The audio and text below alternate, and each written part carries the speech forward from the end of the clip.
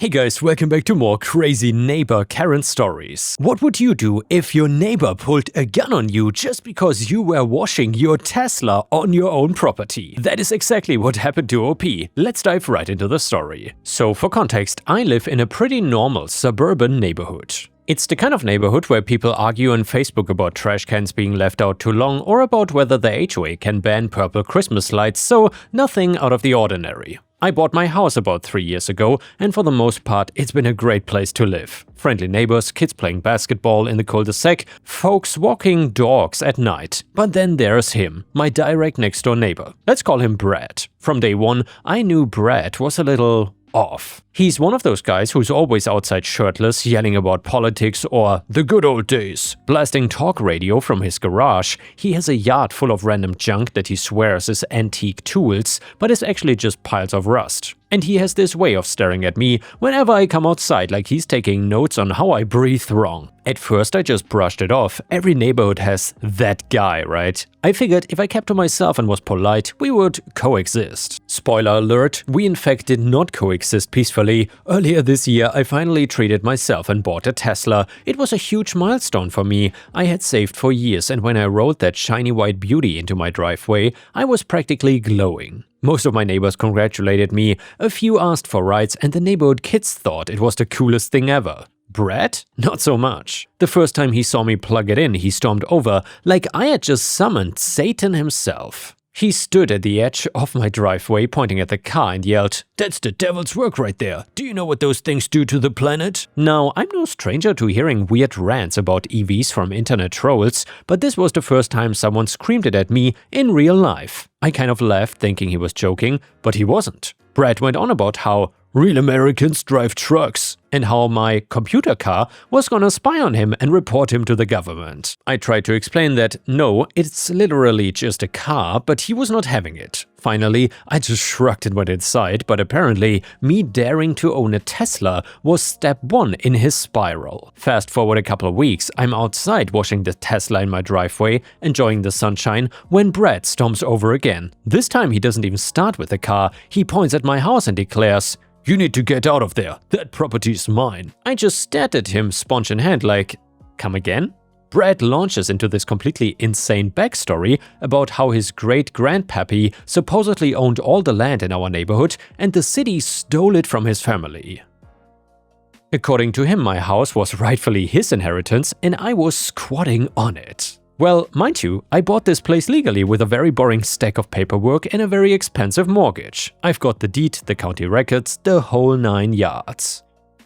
But Brad was dead serious. He told me I had until the end of the month to vacate his property, and at this point I realized, oh, he's actually unwell. Not just quirky, but full-on conspiracy theory delusional. I told him calmly that he was mistaken here, that I legally owned the home, and that he needed to stop harassing me. Then I went back to washing my car, and that's when he lost it. Out of nowhere, Brad grabs the garden hose from his yard, turns it on full blast, and sprays me in the face. I was drenched, soap, water, everything flying everywhere. I shouted at him to cut it out, but he just laughed and yelled, "Get off my land, thief!" I tried to pull the hose away, and he shoved me. Not hard enough to knock me down, but enough that my blood pressure shot through the roof. At this point, some other neighbors started peeking out of their windows. One of the neighbors across the street actually came outside and shouted at him to knock it off, but Brad was not done yet.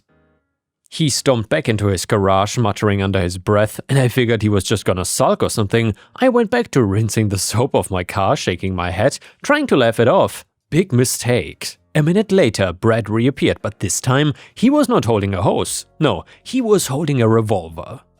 I had to do a double take to make sure I was not hallucinating or seeing things. Yeah, a real loaded shiny revolver. He pointed it straight at me and screamed, "I said get off my property!" Now I'm not gonna lie, I froze. My brain short-circuited. 1 second I was washing bird poop off my Tesla, the next second I was staring down the barrel of a gun in my own driveway. Someone across the street shrieked. Someone else down the block yelled, "Call 911!" A couple of neighbors ducked behind their cars, and it was chaos. Brad kept yelling, waving the gun around, telling me to get off his land and to take my demon car with me. He actually accused me in front of everyone of stealing his heritage. I tried to keep my voice calm, even though my heart was pounding like a jackhammer.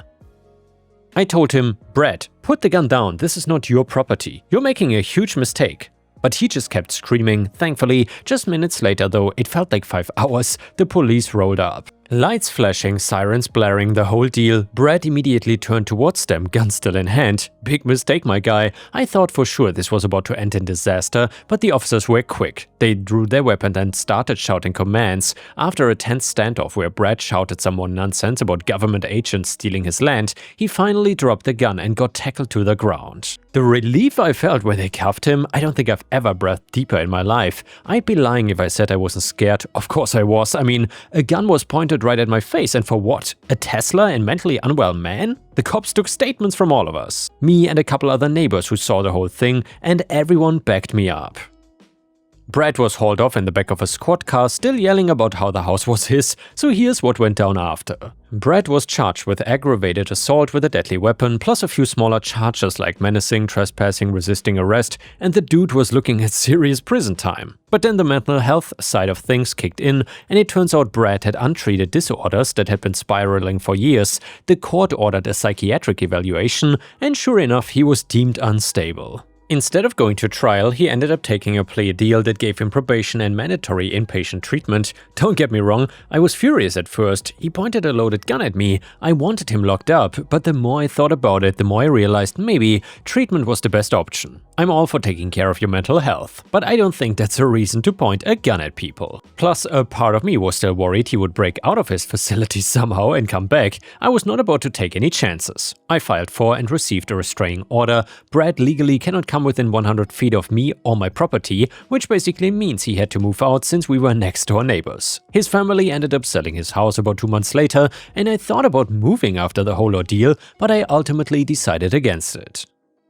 I worked too hard for this home to just give it up, and since then the neighborhood has honestly gotten a lot calmer. Everyone seems relieved. I've had multiple neighbors come up and thank me for standing my ground because apparently Brad had been harassing other people too, just never as extreme as what he did to me. I installed security cameras for my peace of mind, and I've never had an instance where I had to use them after Brad, but I just feel better knowing they are there. The best part though? My Tesla still shines in the driveway, sparkling like a middle finger to his nonsense. And the next one is a super satisfying story that is titled, "Try to drive me out of my rental house? How does getting your rent doubled and getting fired sound?" This one was posted on r/petty revenge, but I feel like it's more than petty. Also, if you enjoy these revenge stories, please don't forget to like the video because that would help me tremendously. So anyway, years ago, I rented a duplex from a very nice owner. He was honest and reasonable, and I put a healthy security deposit down and moved in. Unfortunately, he was not my day-to-day contact. That was the delightful and charming Giselle. She was the on-site landlord, and I found out later that she was a tenant who the owner made an arrangement with. In return for cutting her rent in half, a sweet gig, she collected and deposited the rental checks, arranged repairs, and handled any other day-to-day things. The neighborhood had about 5 duplexes owned by this man. Giselle hated me from day one, and what's more, she lived in the other half of the duplex. You know, all the nightmare petty landlord stuff you see on this sub. And well, Giselle ticked off all the boxes. HOA-style Karen obsessed with the rules, yelled at my friends for parking an inch over on her side of the duplex. My phone or doorbell rang if my place was not stone quiet a minute after quiet time. Rental checks I dropped in the same mail slot I always did somehow got lost. Appliances and things not fixed in anything resembling a timely manner, etc. It was more annoying than awful. I told myself I could live with it, as I was gonna be moving closer to my job after my lease ran out. Later I found out why she hates me. She had wanted a friend of hers to move into the duplex I got, but the owner said no because her credit check was awful and mine was sparkling. So she just wanted to make my life miserable out of pure spite. As the end of the lease drew closer, I noticed my water heater was leaking. I dried the floor around it and then put some towels down. Then I emailed Giselle. I had wised up and started a digital trail by then, but there was no response. A week later, I re-forwarded the email with a friendly, "You may have missed this, but this could be a real problem." But there was no response. Another email with a, "I had a friend who's a plumber look at it and he recommended immediately," but finally she responded with, "I will look into it," and nothing else. She was just trying to run the clock out on me. It had been about a month now, and I was just a few weeks away from moving out. I saw Giselle watering her flowers and approached her and mentioned it. She blew me off but finished the convo with a threat. "I hope you're keeping it clean around here. I'm a stickler when it comes to the final inspection. If you want to get any of your deposit back, you better be ready to pass a white glove inspection." Well, okay then. That is how we're gonna play it? Fine. I was trying to figure out how I would get petty revenge on her. About a week later, right before my last rent check was due, I happened to see the owner in the neighborhood. Giselle was nowhere to be found, of course, and that's when it struck me how I could all make this work. I went out to say hello and tell him thanks for renting to me, that I appreciated it, and he was very friendly, said he was sorry I was leaving, etc., and if I needed anything, to let him know. Checkmate. I asked him if he had a few minutes to come in and do the security deposit inspection. He said sure, and we went into my place together. As we were walking around looking at things, he was all positive. Yep, looks great. Yep, no issues there. And then we came to the water heater. I paused dramatically and gravely said, "I hope we can come to some kind of understanding about the floor around the water heater." I opened the closet doors and showed him. I told him what I'd been doing to fight the leak. I pulled up the soaking wet towels I'd put down the night before, and I told him I've had experience with mold and that it was nasty stuff. He got quiet and said, "Have you told Giselle about this?" "Why, yes, I did, and here are copies of the emails I sent to her." He read them and then noticed I'd kept them in a file folder. He looked at me and said, "Are there other things that haven't been fixed?" I showed him a few other emails I'd collected. He got beet red in the face and said, "Okay, I think with what I have seen, I'm fine with releasing your full security deposit already." In that moment it struck me, I had one more rent check due, $750. How about instead of me writing you a check for $750 and you writing me a check for $500, I just write you a check for $250 and call it even. He shrugged and said sure. He signed the paperwork and then left, and a few days later I dropped my check for $250 in the mail slot. Later that evening, Giselle pounded on my door, foaming at the mouth about how I did not write a full check. She can get me evicted if I don't write a check for the full amount right frickin' now. I explained, conveniently omitting that the owner had done the inspection, that $750 less my security deposit of $500 was the $250. Giselle's eyes widened as her brain tried to comprehend what I had said. She nearly exploded, yelling at me about, "That's not how things are done," and "You have to obey the rules like everyone else," and "She has final say because she does the inspections." My friends, she literally had spittle flying out of her mouth, she was so enraged. I calmly told her that the owner had done the inspection and signed off on the payment arrangement and told her to talk to him. And now to get off my porch and quit bothering me. And I very slowly closed the door on her. Again, her brain froze and she went into lockdown, trying to process what I just said. That was an image I'll remember forever. Before I moved out, the owner came by to ask if he could come in and fix the water heater for the next tenant, and I said sure. As he was working, we talked a little, and he mentioned that his daughter was moving into my place and that she was gonna take over the on-site landlord duties. I asked about Giselle. The owner simply said she's going to be moving out. She decided she couldn't afford to pay the full rent anymore. And the next one is another petty revenge/malicious compliance story that is titled "Ex Needs a New Phone Number." So I'm a divorced dad. We've got 2 very good kids. We have mostly been amicable, but mostly because I've paid for everything. Part of the reason for the separation was her not working enough while complaining constantly about our situation. I went from selling weed as a main source of income to becoming an independent plumber. Also, we could stay in this expensive city, Los Angeles. 2 years ago, we finally separated, I moved out and stopped paying her rent. I told her I'm going to separate the phone soon. 6 months later, she still had not found a new carrier, so I cancelled her number. That time I was nice enough to 3-way call her so she could port her number to a new carrier. What I had forgotten was that I was still paying the home internet, Spectrum, which is who I use for my new place too. Then a year ago, I realized and told that she needs a new internet provider, that I'm gonna cut it off soon. Of course, there was more gaslighting, I put it off. Then yesterday I get an email thanking me for my payment, twice. I'm so broke right now that I was highly motivated.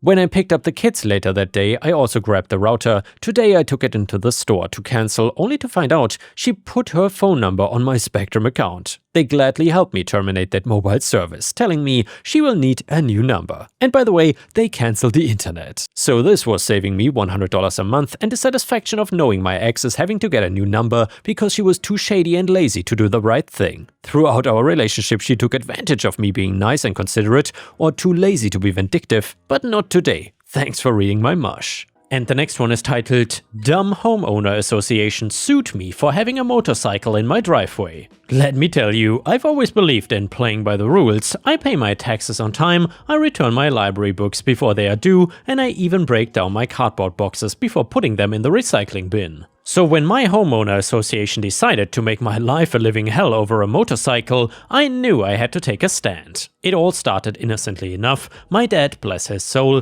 passed away about a year ago, and among his belongings was his prized possession, a cherry red 1978 Harley Davidson. Now, my dad and we were very close. He taught me everything I know about fixing cars, grilling a perfect steak, and appreciating a good sunset. That motorcycle was not just a hunk of metal, it was a symbol of him, a reminder of all the good times we shared. Naturally, I brought the Harley back home with me. It needed a bit of work, but I was determined to get it running smoothly again. I figured I would spend my weekends tinkering with it in the garage, maybe even take it for a spin down memory lane every now and then. The first sign of trouble came in the form of a passive-aggressive note left on my windshield. It was printed on official Cranbrook Estates Homeowner Association letterhead with the words "Parking Violations" emblazoned across the top in a font that screamed, "We take ourselves way too seriously." The note cited some obscure clause in the homeowner agreement that prohibited the parking of so-called unsightly vehicles in the driveway. Apparently, my dad's vintage Harley, which, I might add, I kept polished to a shine, fell under this category. I'll admit, I scoffed at first. I mean, come on, it's a classic motorcycle, not a rusty old clunker. Plus, it was not like I was running a chop shop out of my garage. So I called up the HOA president, a tightly wound woman named Agnes, who always seemed to be on the lookout for a reason to frown, and tried to reason with her. "Agnes, it's just my dad's old Harley," I explained. "I'm fixing it up in my spare time, it's not hurting anyone." "Mr. Davis," Agnes replied, her voice dripping with disapproval, "the rules are the rules. We strive for a certain aesthetic here in Cranbrook Estates, and your motorcycle simply doesn't fit in." I tried to explain the sentimental value of the bike, how it was a way for me to feel connected to my dad, but Agnes was unmoved. She gave me a week to remove the offending vehicle from my property or face further action. Now, I am a patient man, but there's a limit to my patience. I spent the next few days stewing over Agnes' rigid interpretation of the rules and the HOA's blatant disregard for my personal situation. That's when I decided I was not gonna let them bully me. I consulted with a lawyer, a friend of a friend who specialized in, of all things, homeowner association disputes. He chuckled when I told him my story. "Don't worry, Mark," he said, "you'd be surprised how often these things end up in court." The good news is the HOA's case is not as strong as they think it is. That clause about unsightly vehicles is pretty vague. We can argue that it's open to interpretation. Armed with a renewed sense of determination, I decided to fight back. I started by meticulously documenting every instance of a rule violation in Cranbrook Estates. I'm talking about everything: cars parked on the street overnight, overgrown lawns, basketball hoops left out after dusk, you name it, I photographed it. Let's just say Agnes and the HOA board were not happy with my newfound hobby. They slapped me with a series of fines, each more ridiculous than the last one, but I was not fazed. I knew I had them right where I wanted them. The day of the court hearing finally arrived. I'll admit, I was a nervous wreck.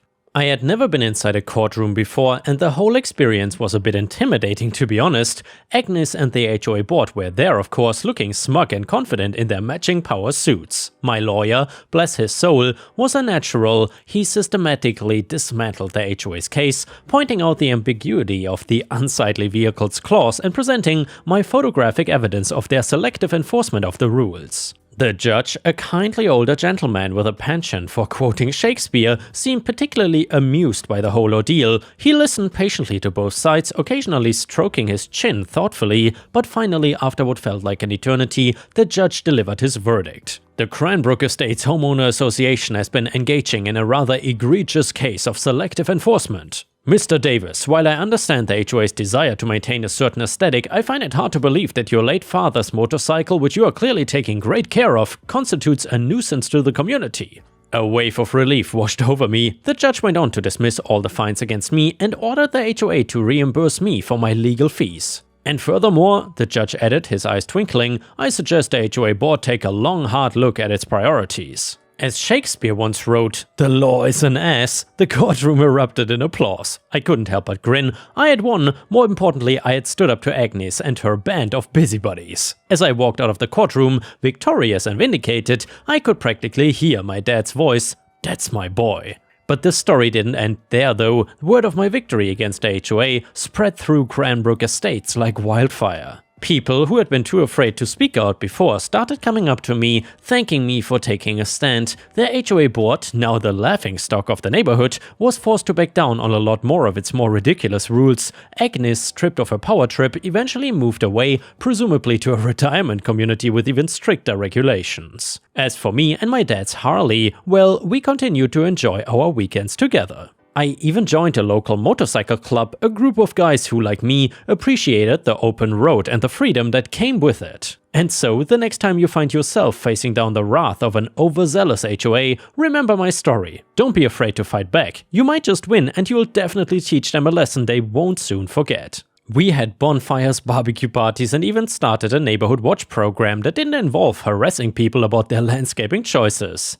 One sunny afternoon, while I was polishing the Harley in my driveway, a moving truck pulled up across the street. A young couple, probably in their late 20s, emerged from the cab looking a little overwhelmed by all the boxes piled high on the sidewalk. I decided to be neighborly and strolled over to introduce myself. "Hey there," I said, extending my hand. "I'm Mark, your friendly neighborhood HOA dictator." The couple laughed. "We heard about you," the woman said. "I'm Sarah and this is my husband David." "Nice to meet you both," I said. "Moving in can be a bit of a circus. Anything I can help with?" "Actually," David said, eyeing the Harley, "we were wondering if you knew anything about motorcycles. We brought ours along and it's been giving us some trouble." Turns out David was an avid motorcycle enthusiast just like me. He had a vintage Triumph Bonneville that he was restoring and he was hoping I could give him a hand with some of the mechanics. Over the next few weeks, David and I spent countless hours in my garage, covered in grease and sharing stories about our bikes and our lives. We became fast friends, bonding over our shared love of motorcycles and our mutual disdain for overbearing HOAs. One evening, while we were putting the finishing touches on David's Triumph, he turned to me with a grin. "You know," he said, "we should start a motorcycle club here in Cranbrook Estates. Just imagine the look on Agnes' face if she could see us now."